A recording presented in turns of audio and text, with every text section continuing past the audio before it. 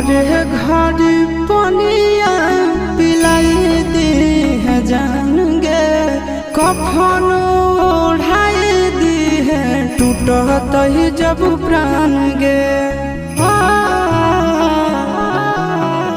मोरे घड़ी पनिया पिलाई दी है जान गे, कफन ओढ़ाई दी है टूटत ही जब प्राण गे।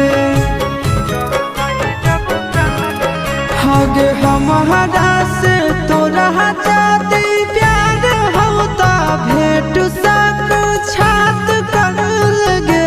हगे सोनाया रावा हो भरती पाटनवा में आके मुलाकात कर